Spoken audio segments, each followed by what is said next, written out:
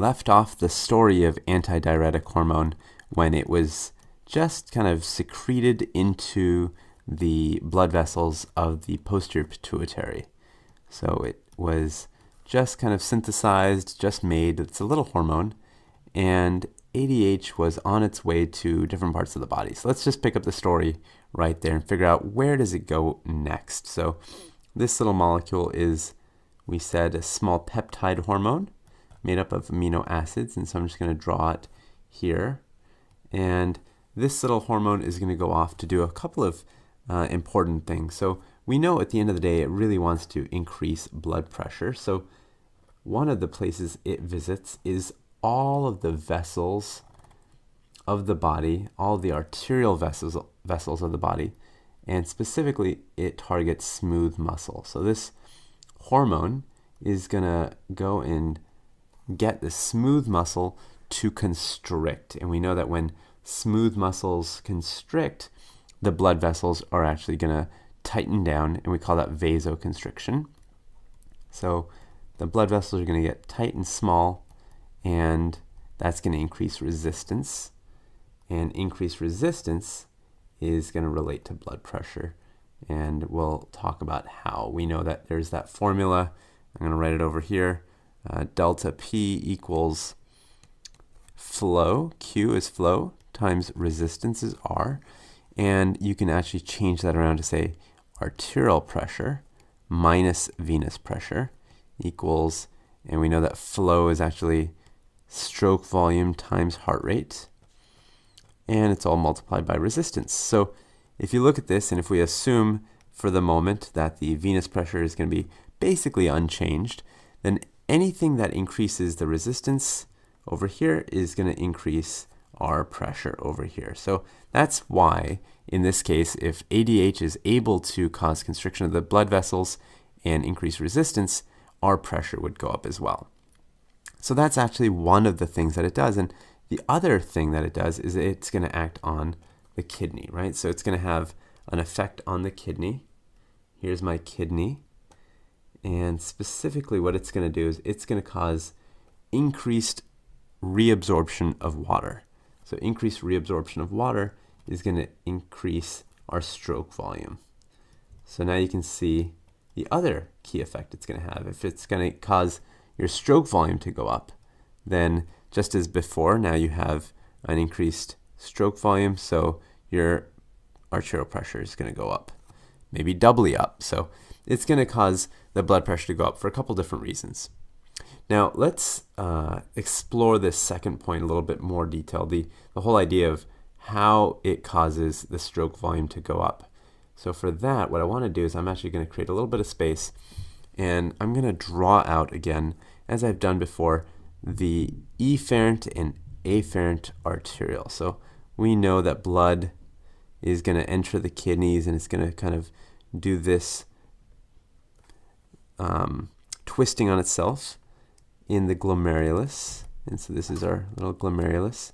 And there's the proximal convoluted tubule, and there's the loop of Henle, and this is the distal convoluted tubule, and finally the collecting duct, right? So we know that this is kind of basically what the nephron looks like.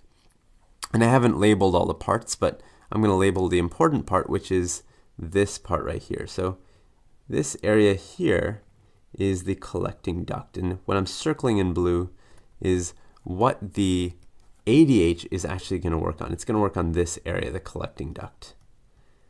So it's going to have its effect here specifically. And let me try to draw this a little bit larger so we can see exactly what goes on. So let's imagine that you have, let's say, one cell there, and here's another cell here, something like that. And you have a blood vessel going alongside of it. Now, we haven't actually talked about this before, but down in here, actually let me switch colors for a moment. We have urine going this way and blood going this way. So already you might be a little surprised. You're thinking, well, why is blood going up and urine going down? That makes no sense. Now think about this.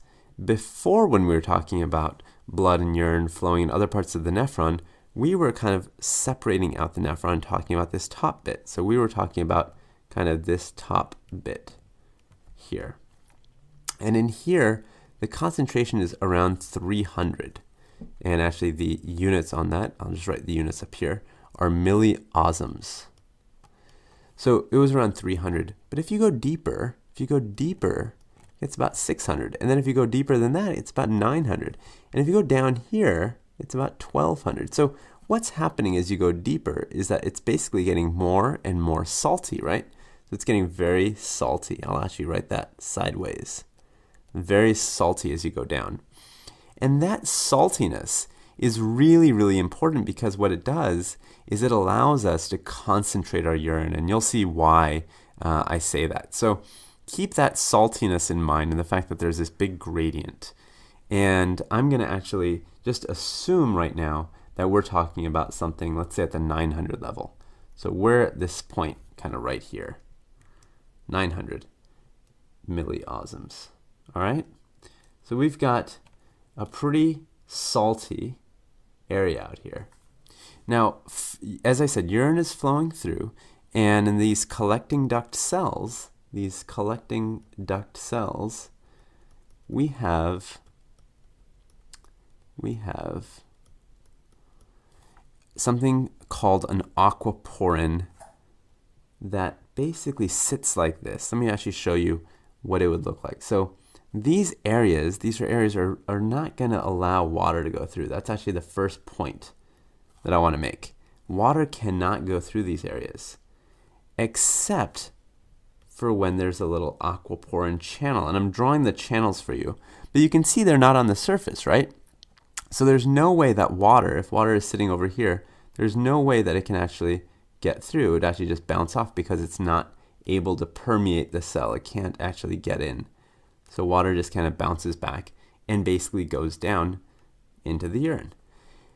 Now, what ADH does, and this is the neat thing, so ADH, what it'll do is it will float up. So ADH is actually going to float through the blood, right? Because we said that ADH is going to be all over the body.